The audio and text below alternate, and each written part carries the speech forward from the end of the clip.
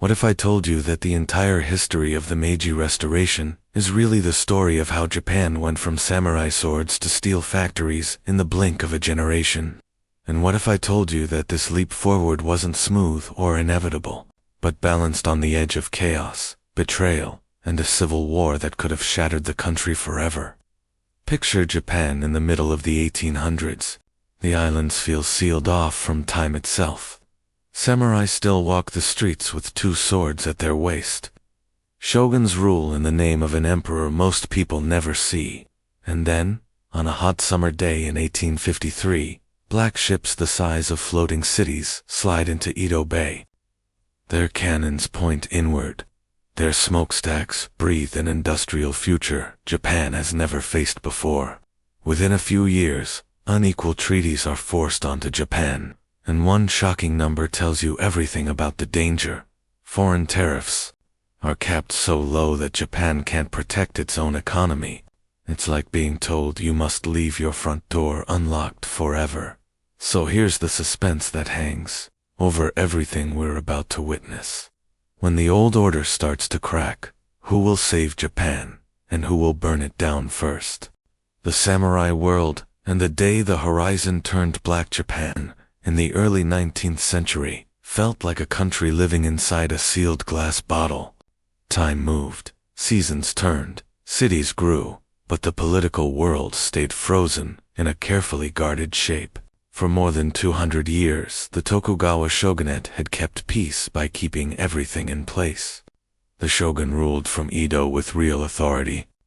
The emperor lived in Kyoto like a sacred shadow, worshipped in poetry and ritual, but kept away from the machinery of government. Feudal lords, the daimyo, controlled their domains as miniature kingdoms, owing loyalty to the shogun. And the samurai, once the thunder of battlefields, had become the spine of this system. They were administrators, tax collectors, police, magistrates. Yet their identity still rested on the old promise of the sword. Walk through Edo at sunrise, and you could feel how deeply the old order shaped daily life. A samurai passed by in layered robes, two blades at his side, and people stepped aside almost automatically. Those swords were not just weapons. They were a moving sign that the world still belonged to warriors and honor. Merchants opened shops, peasants hauled goods, actors rehearsed in theaters, and everything felt busy, but the hierarchy sat invisibly on top of it all, like a roof nobody questioned.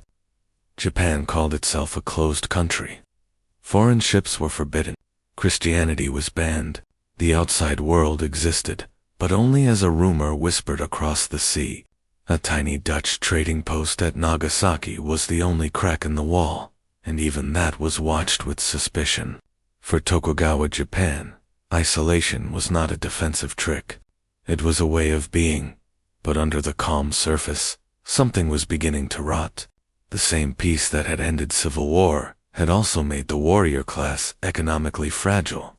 Samurai were paid not in money but in rice stipends, a system designed for an earlier age. Meanwhile, a cash economy was rising fast. Merchants, officially low in status, were becoming wealthy, while samurai, officially noble, were slipping into debt. Some pawned armor handed down for generations. Some sold family heirlooms quietly so neighbors wouldn't know. Some took side jobs teaching or bookkeeping, ashamed of needing the very merchant world they were trained to look down on. The contradiction was painful. Samurai were still expected to live as if they were masters of the realm, but the realm was changing beneath their feet, and Japan's stillness hid another danger. Beyond its shores, the world had entered a new era of industrial power. Steam engines, steel fleets, long-range cannons, mass armies, global trade. Empires were expanding like shadows at sunset, stretching longer and darker with every decade. China, once the unquestioned center of East Asia, had been humiliated in the Opium Wars.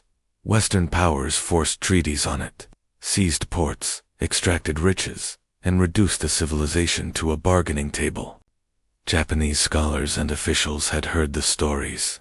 Some dismissed them as distant disasters. Others felt a cold pit in their stomach because they knew Japan's defenses were built for a different century. Yet for most people, the danger still felt theoretically, till the day it sailed into Edo Bay. On July 8, 1853, 4 American warships steamed into the bay like iron demons. Their black hulls were huge, their smokestacks vomiting dark clouds, and their cannons pointed inland with quiet menace. The Japanese named them Karafuan, the Black Ships. Commodore Matthew Perry commanded them, and he carried a letter from the President of the United States. The message was simple and brutal. Japan must open its ports to American ships for trade and resupply. Perry did not ask politely. His fleet was the argument. Coastal batteries stared helplessly. The shogunate knew the truth in the first hour. If they fought, they would lose. Japan's cannons were old, short-range, poorly standardized. Its navy was a handful of wooden vessels built for coastal patrol, not modern war. The Black Ships were a preview of the future, and the future was already here. Perry delivered the letter and left, promising to return next year for an answer. That year of waiting ripped Japan open from the inside. In Edo, officials debated until their voices burned out: resist and protect honor, or negotiate and protect survival. Every choice tasted like poison. Agreeing to foreign demands felt like kneeling. Refusing felt like suicide. The shogunate tried to buy time with polite delays, but the pressure only increased. Across the country, rumor traveled faster than law. Some people said foreigners would invade and enslave the population. Some said they would spread forbidden religion. Some said Japan would become another China, forced to watch strangers walk its streets untouchable by Japanese courts. The fear was not irrational. It was historical memory forming in real time. Out of this fear grew rage, and out of rage, a slogan spread like wildfire: Sanjay, revere the emperor, expel the barbarians. It sounded like a war cry, but it was also a political blade aimed inward. If the emperor should be revered as the true center of Japan, then what right did the Tokugawa shogun have to rule? The slogan lit a fuse under the old order. Young samurai, especially in domains far from Edo, began to gather in schools and secret circles. They talked about loyalty, about humiliation, about vengeance, about salvation. Some truly wanted foreigners expelled by force. Others were already thinking beyond that slogan, sensing Japan could not win by clinging to the past. But for a moment, everyone marched under the same emotional banner. The shogunate had failed the country. In 1854, Perry returned with an even larger fleet, and the impossibility became official. The shogunate signed the Convention of Kanagawa, opening ports to American ships. Other Western powers followed, demanding similar treaties. The agreements were unequal. Foreigners gained extraterritorial rights, meaning they did not fall under Japanese law. Tariffs were fixed low by foreign demand, preventing Japan from protecting its own economy. This detail mattered more than most people understood at the time. It meant Japan could not control the terms of its own survival. It was like being forced to keep your front door unlocked while strangers decide what they take or sell inside your home. Samurai. Anger boiled over into violence. Anti-foreign attacks erupted. Western governments responded with gunboat pressure. When extremist samurai in CHSH fired on foreign ships at the Shimonoseki Strait in 1863, a combined Western fleet hammered their coastal defenses into ruin. That bombardment delivered a cruel lesson. The very men shouting "expel the barbarians" watched their castles crumble under modern artillery. They realized pride alone was useless.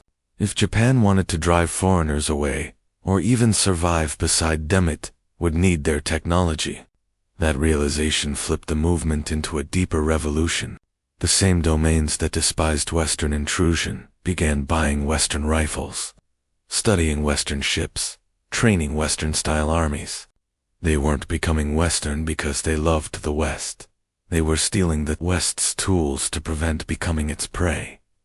In this crucible, certain figures rose like sparks in wind.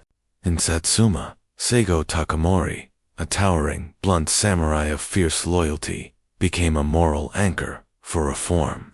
In CHSH, leaders like Kido Takayoshi and Ito Hirobumi pushed their domain toward modernization with desperate speed, and between rival territories walked Sakamoto Ryoma, a visionary who believed Japan needed to break feudal walls and become one nation with a modern navy and government.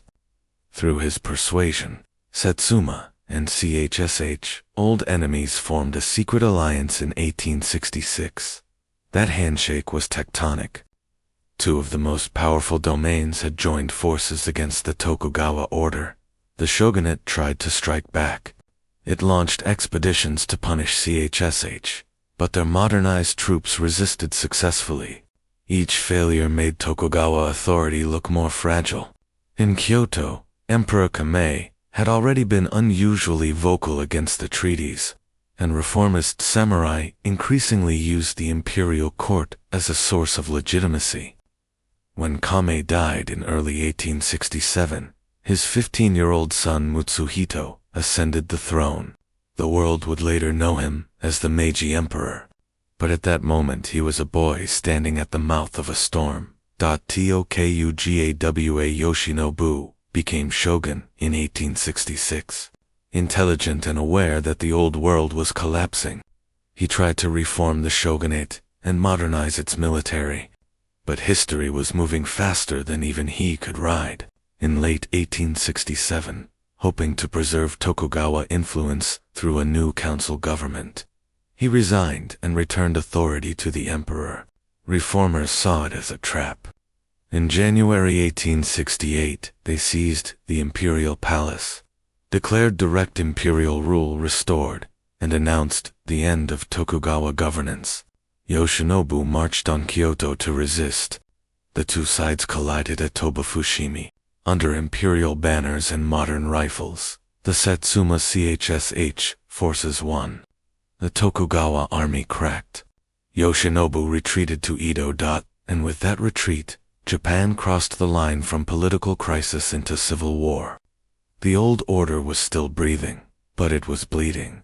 The imperial revolution had begun, and the question left hanging in the air was terrifyingly simple. Would Japan be reborn through this fire, or break apart inside it?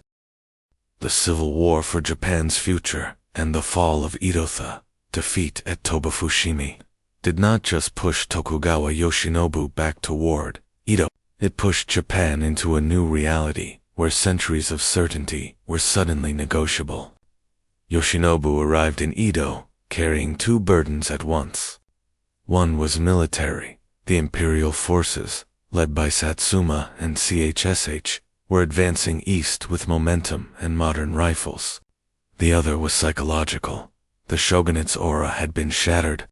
For 250 years, Tokugawa rule had felt like gravity, something you might complain about, but never imagine escaping. Now the unimaginable had happened in public, under imperial banners. If Tokugawa armies could be beaten, Tokugawa authority could be replaced.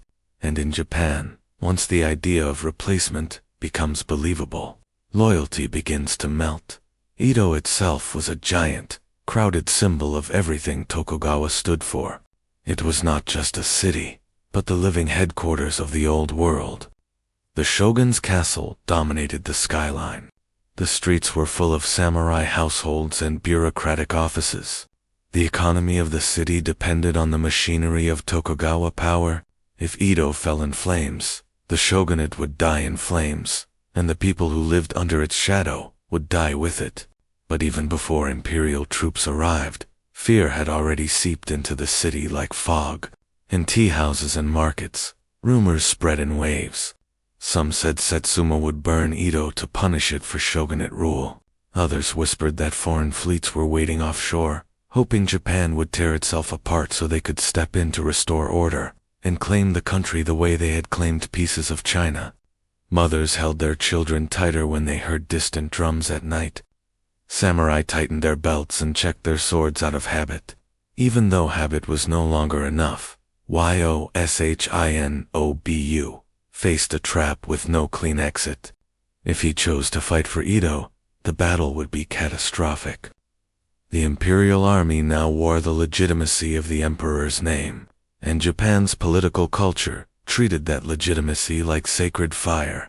Even Tokugawa soldiers who might have fought bravely could hesitate when they realized they were firing against banners that claimed the throne itself.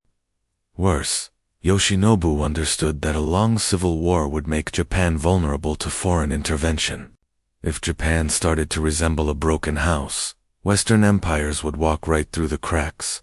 Yet if he surrendered without resistance, he would be remembered as the shogun who knelt. His family's name would collapse into disgrace, and thousands of loyalists would feel abandoned. While Edo trembled, the imperial forces moved with relentless discipline. Seigo Takamori led the main army eastward. Saigo was a man carved out of the samurai world, but he marched for a future that threatened to erase that very world. His presence was terrifying to Tokugawa loyalists, because he wore tradition with the authority of something larger than tradition.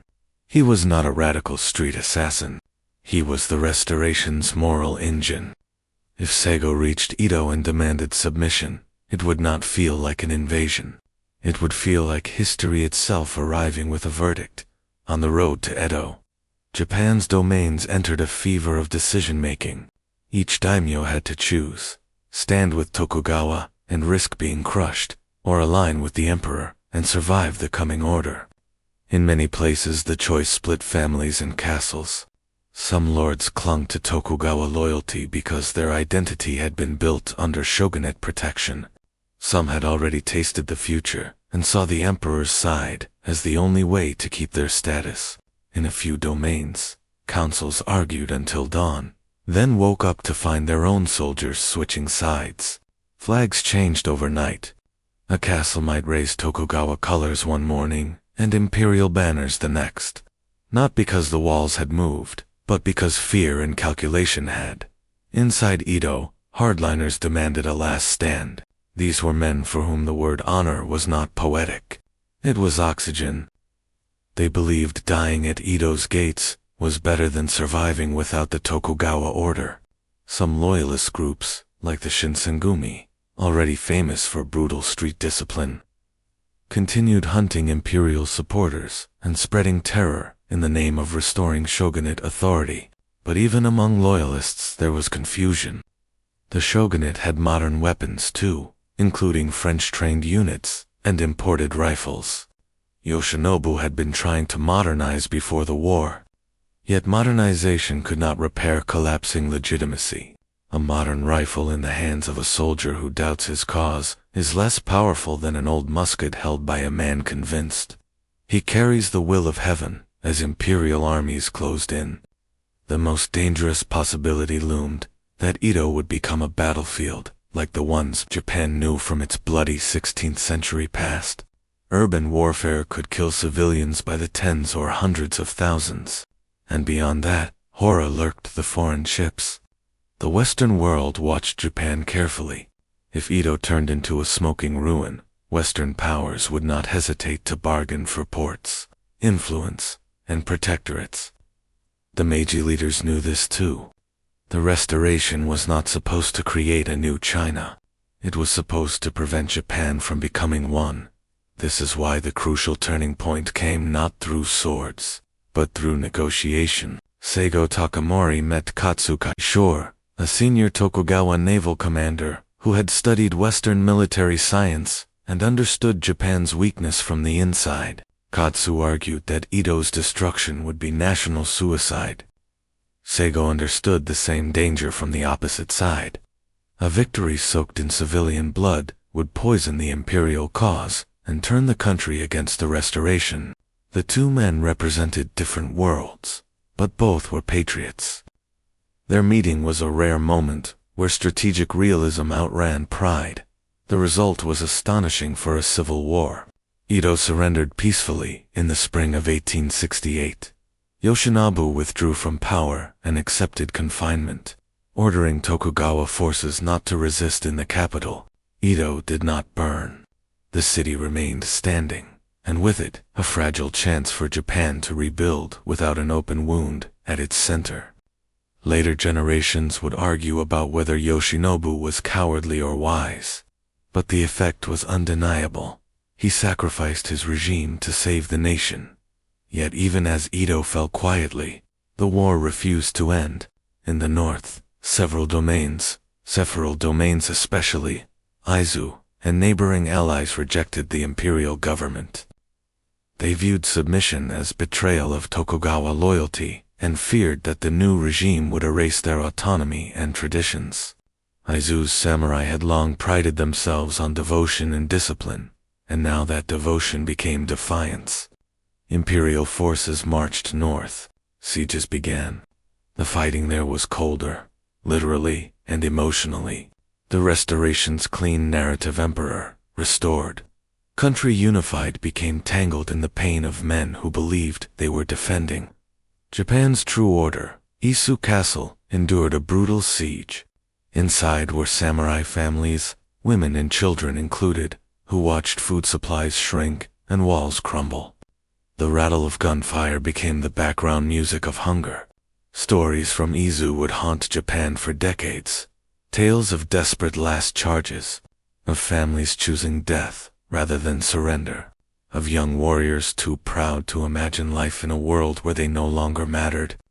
The North held out not because it could win, but because it could not bear the new meaning of defeat. When the northern resistance finally collapsed, a final Tokugawa hope fled even farther. Some former shogunate naval officers and soldiers escaped to Hokkaido, where they declared a breakaway state called the Edo Republic. It was the first and only attempt at a republic in Japanese history at that time, and it carried a dream that the old world might survive on the frontier. French advisors helped train them. They fortified Hakuda. They raised flags and issued orders, as if legitimacy could be rebuilt in snow and distance.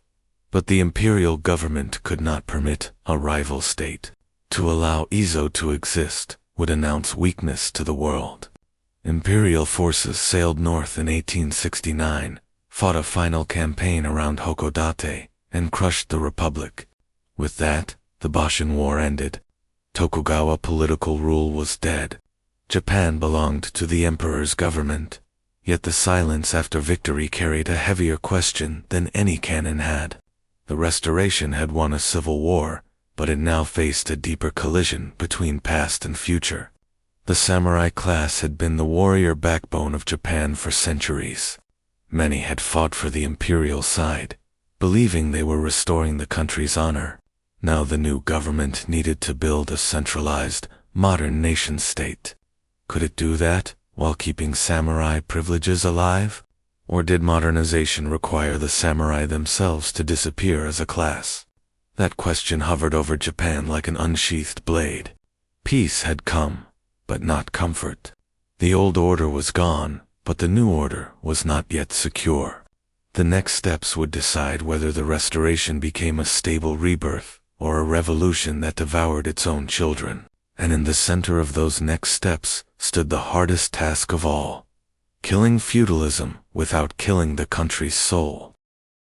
Feudal Japan dies, and a modern nation is forged. When the cannons finally fell silent after the Boshin War, Japan did not exhale in relief. It inhaled in panic. The Meiji leaders understood something that every revolution must face sooner or later. Winning the war is only the opening act. The real danger begins when you try to build the future on the rubble of the past. Japan had just torn down a 250-year-old shogunate, but the forces that had made the old system stable were still everywhere inside the countryside, inside the castles, inside the habits of ordinary people, and most of all, inside the samurai class. If those forces remained intact, the country could drift back into division, and division in the 1860s meant death by foreign powers waiting offshore. So the new government moved fast, with a kind of urgency that felt almost desperate, because in truth it was. The first and most radical step was to destroy the very structure that had defined Japan for centuries, the feudal domain system. Under Tokugawa rule, Japan was not truly one country in practice. It was a network of semi-autonomous territories, ruled by daimyo, each with its own army, its own tax system, and its own deep local loyalties. The shogunate had been the glue holding those pieces together. With the shogun gone, the glue was gone too. Western observers already described Japan as weak and fractured. If the Meiji leaders allowed the domains to continue functioning as mini-kingdoms, foreign powers could easily pick off allies, stir civil war, and turn Japan into a colonial map. So the government chose a route that was politically elegant and socially explosive. They asked the most powerful daimyo to return their lands to the emperor.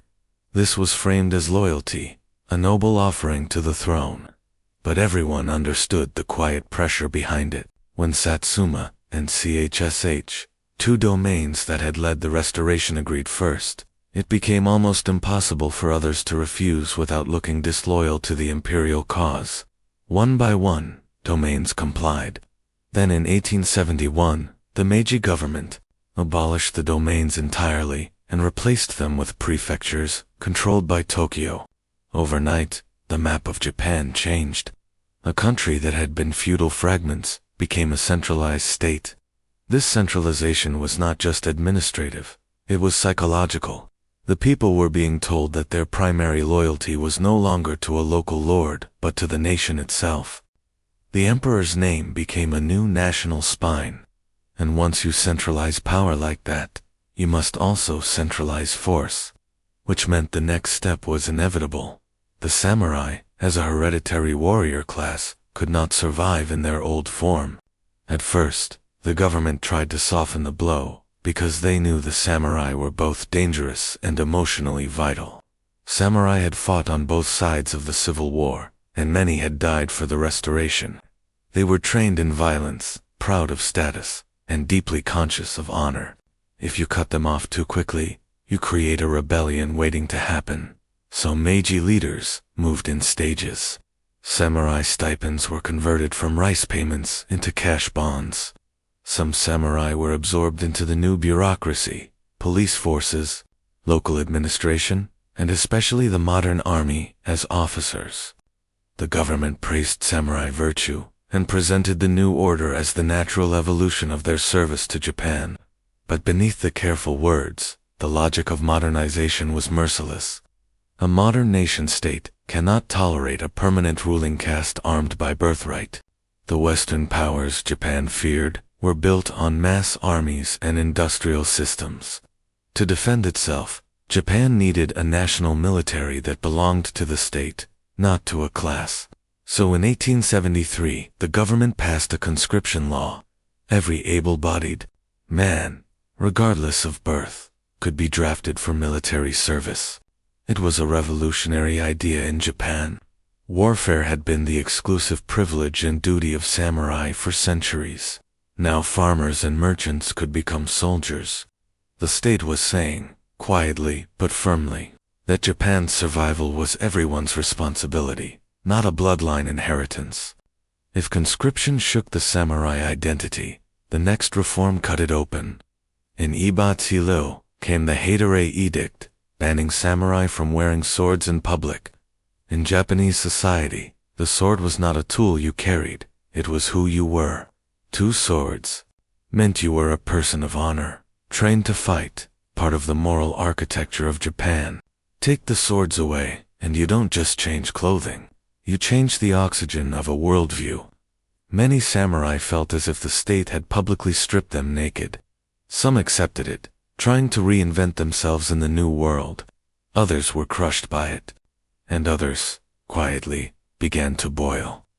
While the samurai struggled with loss, the Meiji state built the machinery of a new age at stunning speed. Railways began to spread, first between Tokyo and Yokohama, then outward like veins. Telegraph lines stitched distant regions together so that orders from Tokyo could travel in hours instead of weeks. A national currency unified the economy. Western-style courts and legal codes replaced the patchwork of domain law. Land tax reforms shifted agriculture into a cash economy, giving the government stable revenue for modernization. Schools were opened across the country, teaching children science, mathematics, and geographic subjects, designed not to preserve the past, but to prepare a generation that could compete with the industrial world. To learn how far behind Japan truly was, the Meiji leaders did something bold and humble at the same time. They sent a delegation of top statesmen and students to the West in the Iwakura mission. From 1871 to 1873, they traveled through the United States and Europe, studying shipyards, factories, parliaments, armies, railways, and universities. They returned not starry-eyed but alarmed. The Western world was powerful not simply because of guns. It was powerful because of systems, industrial productivity, modern education, centralized law, and national unity. Japan had to build those systems quickly, or it would be dominated.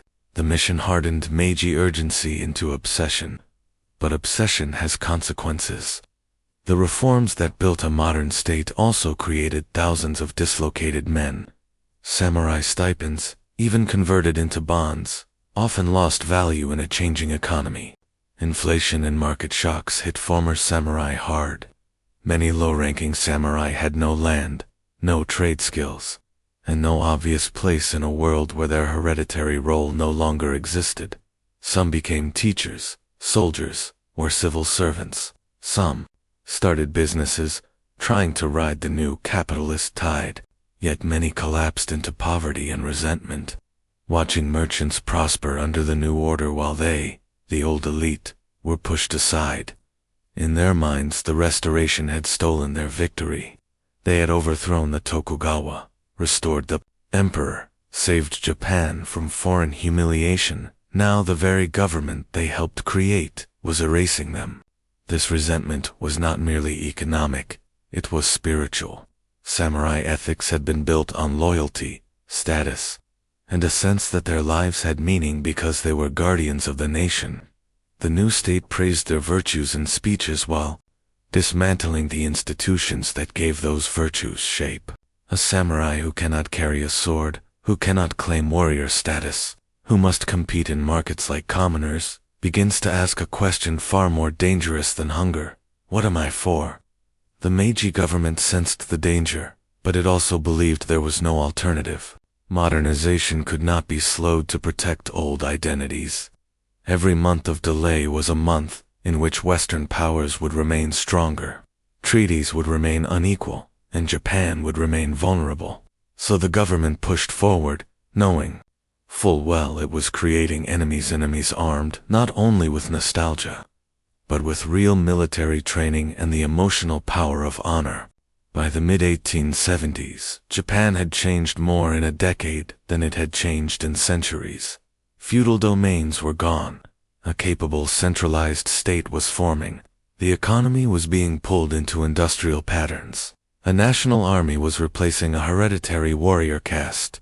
The sword, once the visible law of society, was disappearing from the street.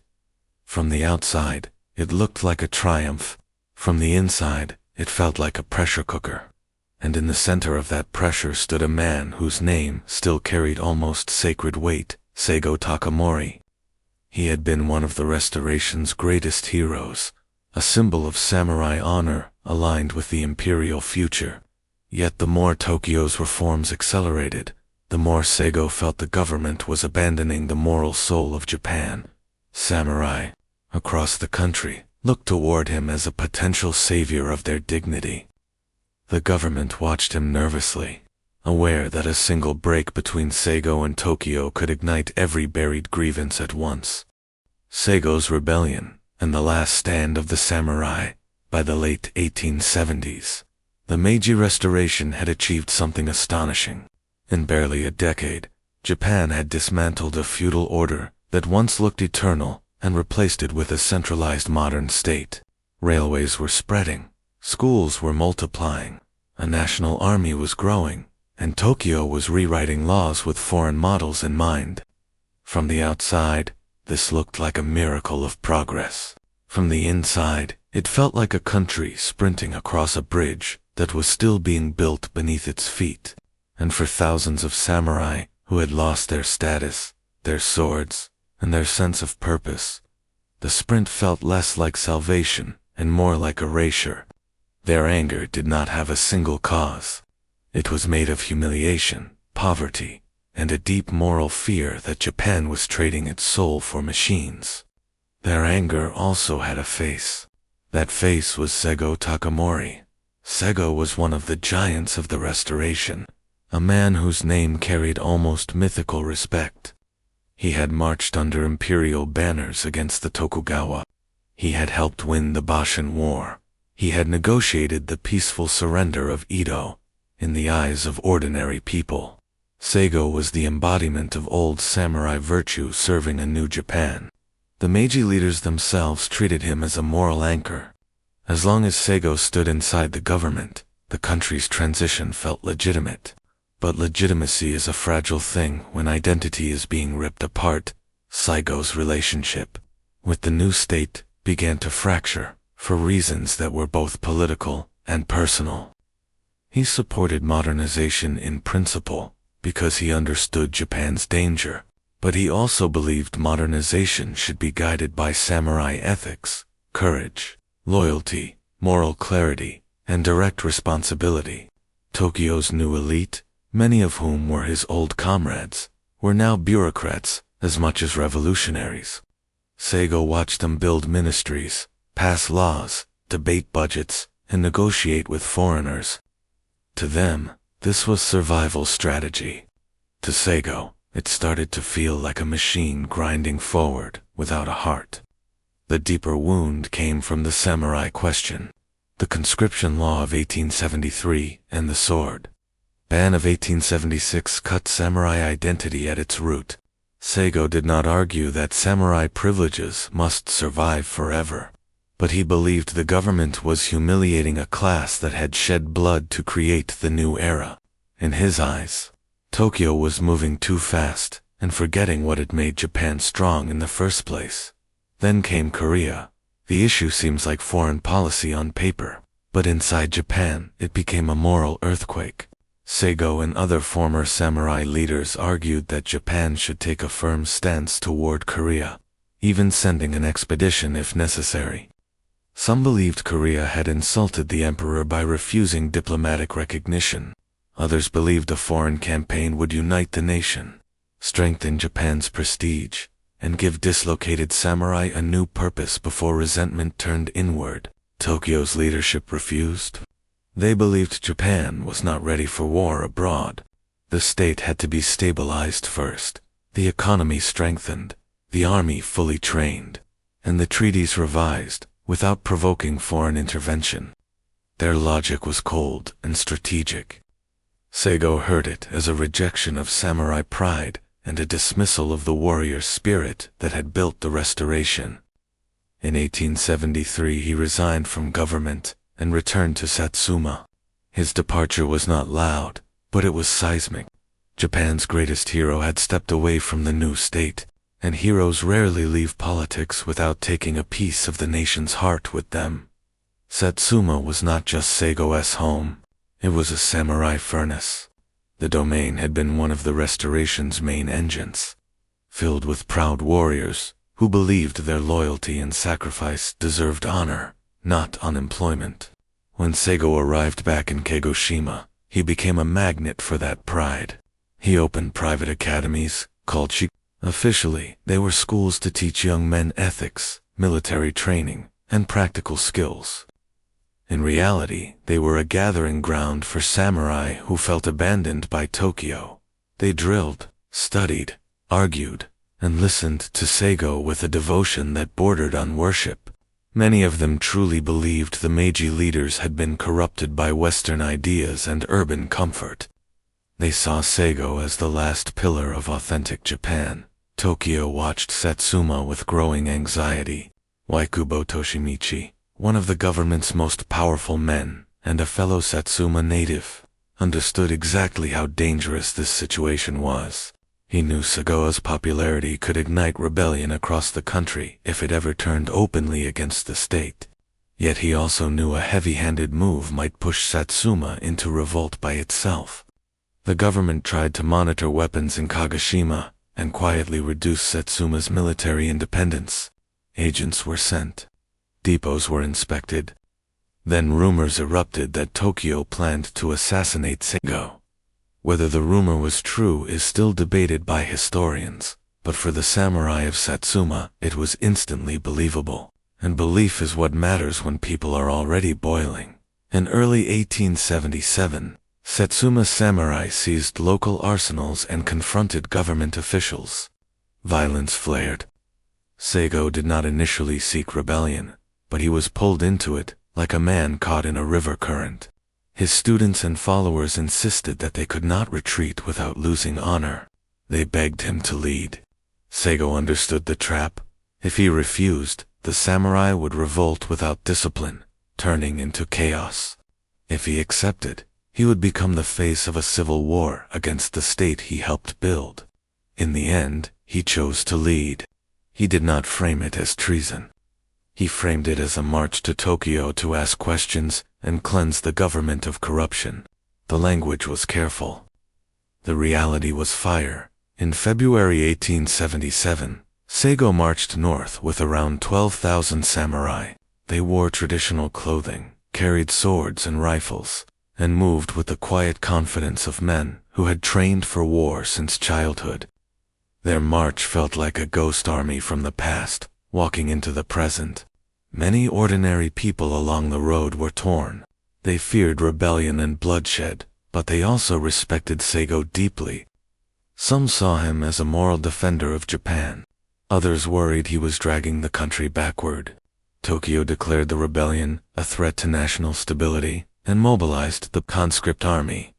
This was the point where old Japan collided directly with new Japan. The Meiji army was no longer samurai-led in composition. It was a national force filled with farmers, merchants, and townsmen, trained under modern drill systems and equipped with mass-produced rifles and artillery. Men like Yamagata, Aritomo, commanded it with strategies learned from European models.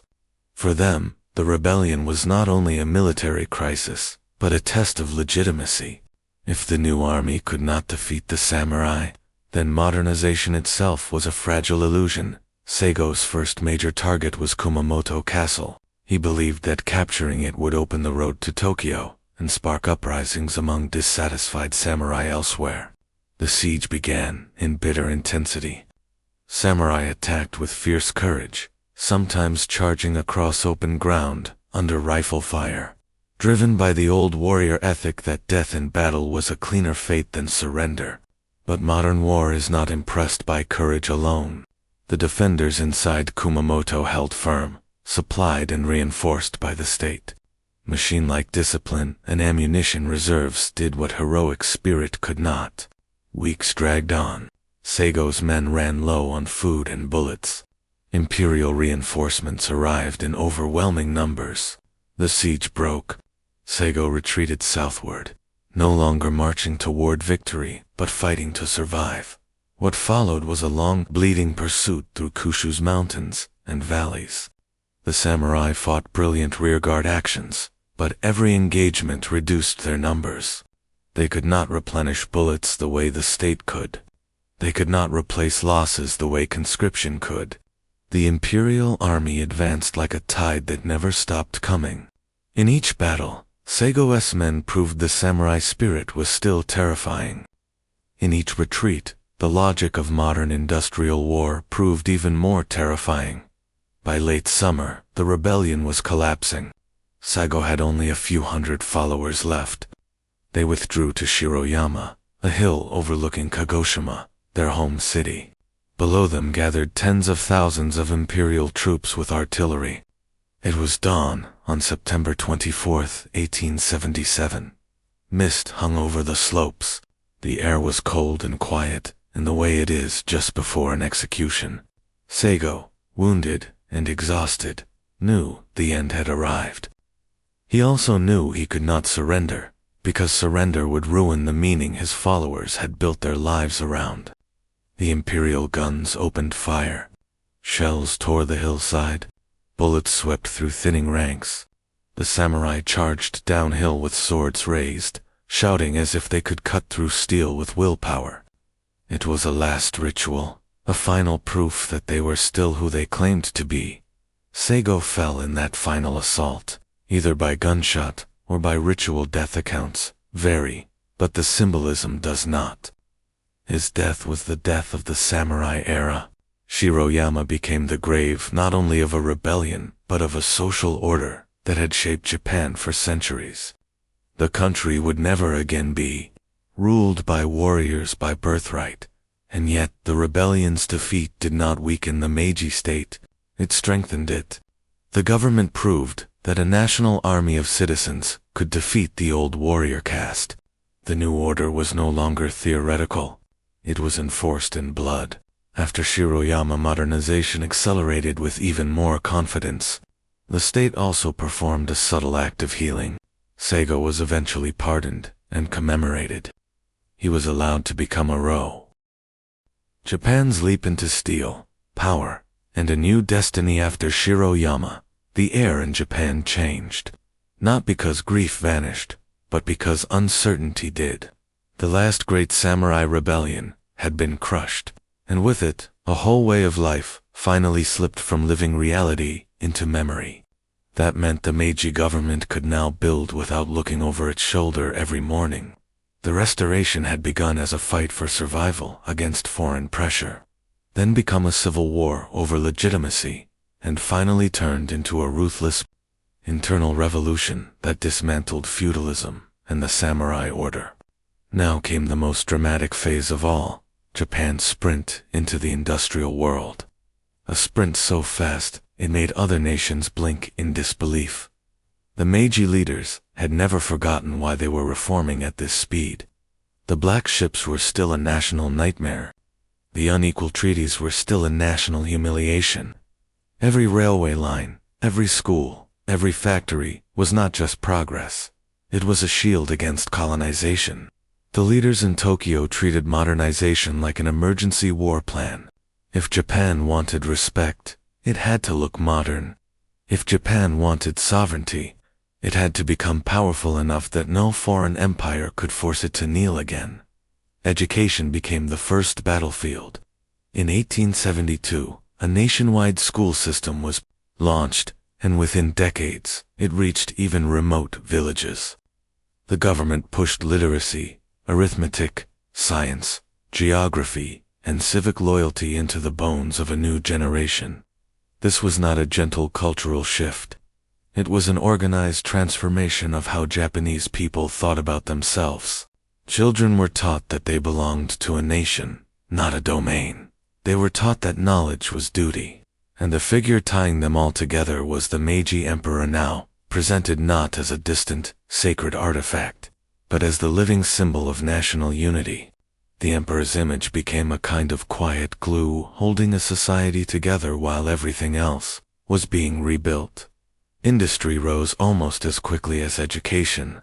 At first, the government built many enterprises itself: textile mills, shipyards, mines, and steel studies, because private capital was still weak. Then, when these industries became stable, the state sold them to entrepreneurs, deliberately creating a modern capitalist class. These families, later known as zaibatsu, would become engines of Japanese industrial power. Coal mines fueled factories. Factories fueled exports. Exports fueled money. Money fueled more factories. The cycle tightened. You could feel the country turning into a machine with its own momentum. Tokyo and Osaka began to look and sound different. The steady drum of construction, the hiss of steam, the black breath of chimneys, these became the new rhythm of national life.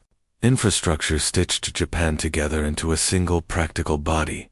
Rails replaced dirt roads. Tokyo to Yokohama became a symbolic first artery, then lines crawled outward across the islands. Telegraph cables followed, shrinking distance like magic. Under Tokugawa rule, a government order could take weeks to reach a distant province. Under Meiji rule, a telegram could do it in hours. That speed meant control. It also meant coherence. Japan was becoming one country, not only in law, but in lived reality. The military modernization that had begun with conscription now expanded into full professional transformation. The Meiji leaders had studied the West closely. They knew that industrial nations won wars not by individual heroism, but by organization, technology, logistics, and mass training. Japan adopted European models, especially German army structure and British naval discipline. Officers were sent abroad, foreign advisors were hired, artillery schools were founded, and modern arsenals were built. The army became a national institution designed to fight on industrial terms. The navy, even more urgent in an island nation, became a symbol of independence. Steel warships began to appear under Japanese flags, and that image alone was a reversal of the 1850s humiliation. Japan was no longer a country looking at foreign cannons from the shore. It was a country building cannons of its own. The Meiji state also rewrote its legal and political institutions to fit the modern global order. Courts were reorganized, legal codes standardized, and a constitution was drafted that blended Western constitutional ideas with Japanese imperial tradition. In 1889, the Meiji Constitution was promulgated, and in 1890, Japan opened its first imperial diet. It was not full democracy by modern standards, but it was a monumental shift from feudal rule. Symbolically, Japan was telling the world, we are a modern state with modern institutions, not a backward kingdom to be controlled. All of this had a single strategic prize in mind: the unequal treaties. These treaties had stripped Japan of full sovereignty by giving foreigners extraterritorial rights and forcing low tariff limits. Meiji leaders understood that Western powers would revise the treaties only if Japan looked civilized by their standards. So modernization became diplomacy, legal reform, education, industrial development, even Western-style clothing among elites. These were all signals designed to force the world to see Japan as an equal. Slowly, the strategy worked. Through the late 1880s and 1890s, treaty revision began. Extraterritoriality was phased out, tariff control gradually returned, and Japan stepped back into the world, not as a subordinate, but as a sovereign nation with its own voice. But here is where the Restoration's story transforms from survival into something more complicated. Once Japan had modern power, it did not stop at defense. It began to expand. The old samurai spirit, discipline, sacrifice, loyalty to the state had not died. It had moved into the modern army and into national ideology. Combined with steel and industry, it became a force that could project power outward. The logic was seductive. If Western empires expanded to survive and grow, why shouldn't Japan? Especially when Japan feared that not expanding would once again leave it vulnerable. In 1894, tensions with China erupted into the Sino-Japanese War. To most of the world, China was still the historical giant of East Asia. To Japan, China had become a warning of what happens when a civilization fails to modernize fast enough. Japan's modern army and navy smashed Chinese forces. The victory shocked Asia and astonished Europe. Japan gained Taiwan and pushed itself into a dominant position over Korea. Symbolically, this was a continental earthquake. A newly modernized Asian nation had defeated an older Asian empire using Western-style industrial war. Japan's confidence exploded. The Restoration was no longer just a rescue. It was a launch. Even more dramatic was the Russo-Japanese War of 1904–05. Russia was a European empire, enormous and industrial, expanding into Manchuria and threatening Korea. The idea that Japan could fight Russia at all sounded insane to many foreign observers. The idea that Japan could win sounded impossible. Yet Japan did win at Port Arthur, across Manchuria, and most famously at the naval battle of Tsushima. The world stared. Newspapers everywhere repeated the same stunned truth. An Asian power had defeated a European empire in a modern war. Japan had walked through the door of global great powers and slammed it open by the early 20th century. The transformation was undeniable. Half a century earlier, Japan had been forced to open its ports by foreign cannons. Now Japan was building steel fleets, running modern industry, educating illiterate population, and defeating major powers. The Meiji Restoration had taken Japan from a feudal, sword-defined society to a centralized industrial nation capable of rewriting regional history. Yet the leap carried moral weight. Industrialization brought inequality. Factory labor was brutal for many workers. The state's emphasis on unity and duty sometimes slid into harsh nationalism. Expansion created future conflicts that Meiji leaders could not fully foresee. The Restoration had saved Japan, but it had also lit a fuse for ambitions that would grow larger in the decades ahead. History rarely gives a gift without hiding a price somewhere inside it. Still, when you step back and trace the arc, the Meiji Restoration remains one of the most breathtaking national reinventions ever attempted. Japan saw the industrial world, arriving at its shore like a storm, and refused to be drowned. It cut away feudal domains, dismantled a warrior caste, rewrote institutions, and raced into modernity with a speed that felt almost unnatural. Samurai swords disappeared from the streets, but the discipline that once lived in those swords survived into the discipline of factories, classrooms, and armies. Steel replaced the blade. Organization replaced bloodline. A nation replaced a patchwork of loyalties. That is why the Meiji Restoration is not only Japan's story. It is a universal story about what happens when a society is cornered by history. Japan could have tried to freeze itself in tradition and been destroyed. Instead, it chose reinvention. It chose pain, speed, and risk. And because it did, the country stepped into the modern world, not as a victim of empire, but as a builder of its own destiny. So when you hear the phrase samurai to steel, don't imagine it as a simple upgrade of weapons.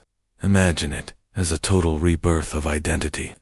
A country that once defined honor by the sword, learned to define honor by survival, strength, and national unity. And in doing so, Japan made its leap forward, one that still echoes in the shape of the modern world today.